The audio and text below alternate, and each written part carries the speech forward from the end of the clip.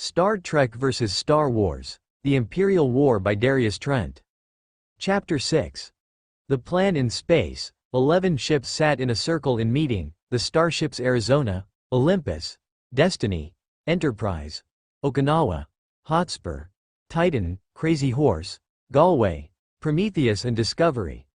These ships, all part of Admiral Picard's resistance, now had their captains meeting on the Enterprise in order to coordinate tactics. In the Enterprise's observation lounge, Admiral Picard sat in his chair at the head of the table.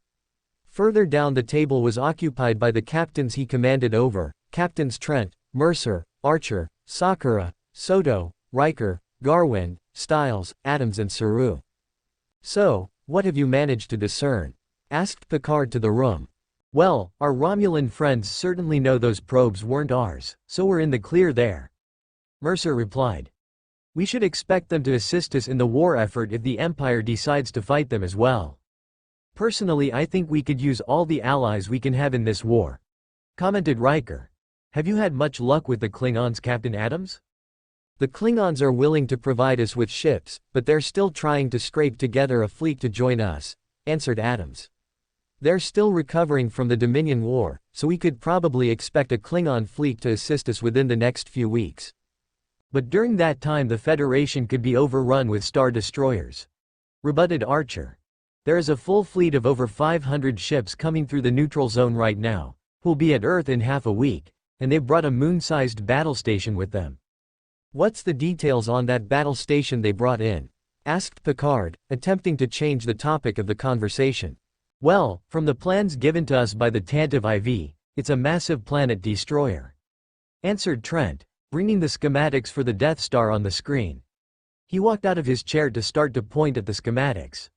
It uses a hypermatter-based reactor at its core to generate energy, which is then refocused by what are referred to as Kyber crystals, into a massive superlaser. The power from such a weapon is capable of destroying a planet. "Sounds like a less efficient planet killer if you ask me," commented Riker. "Does it have any weaknesses we can exploit?" "It does actually," replied Trent, refocusing the schematics on the northern part of the Death Star. "There are a series of exhaust ports in what is referred to as the polar trench that connect straight to the main reactor. These ports, while shielded, are only protected from energy weapons, meaning we can use torpedoes to destroy the monstrosity." Quote, "But were this thing to attack Earth, by the time a torpedo of any kind reached the core, it would be too late," added Stiles. "The super weapon would have already fired and destroyed Earth, leaving it only a matter of time before the rest of the quadrant fell." "Maybe we don't need to fire at the exhaust port," proposed Saru. "We could use the Discovery to jump into the reactor core area and fire at it from there. It'd be much faster, meaning they'd have less time to fire their weapon." "You know what, that could work," commented Trent. "The reactor area is roughly 2 kilometers in diameter, meaning you'd have more than enough room to move around in there." "Excellent, start planning for such an assault immediately," ordered Picard. "I've been in contact with Starfleet Command about our situation. While they are less than happy about the theft of the Discovery, they agree that the current threat means we will have to put aside that for now. They're attempting to scrape together a fleet, but they're only going to be able to pull in a maximum of 300 ships.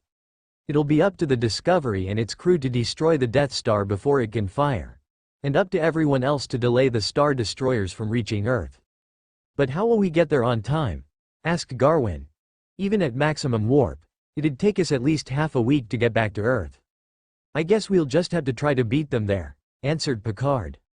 "I assume you've sent over all information about Imperial strengths and weaknesses to Command?" queried Sakura. "I have relayed all data about the capabilities of Imperial starships to Starfleet Command," replied Picard. "However, should they fail to distribute them, we can hail the fleet and tell them to focus their fire in those places. Another thing to add is that the Death Star is slower in hyperspace than the Star Destroyers, so we can expect up to a half-hour delay in its appearance," added Trent.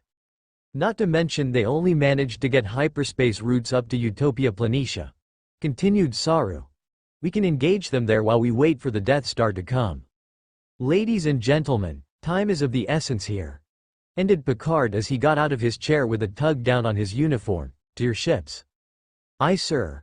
replied everyone else in the room as they also got out of their chairs, walking out of the door onto the bridge and from there the turbolifts. Trent pressed his badge on his chest. Trent to Aldrin. Aldrin here, replied Commander Aldrin through the badge. As soon as I'm on board, set course for Earth and engage at maximum warp, ordered Trent. I also want you to synthesize roughly 30 quantum torpedoes and transport them to the Discovery, should she run out of transphasic torpedoes for a time.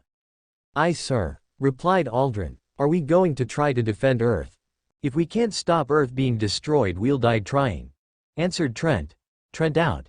He tapped his badge again, ending the communication as he stepped into the turbolift.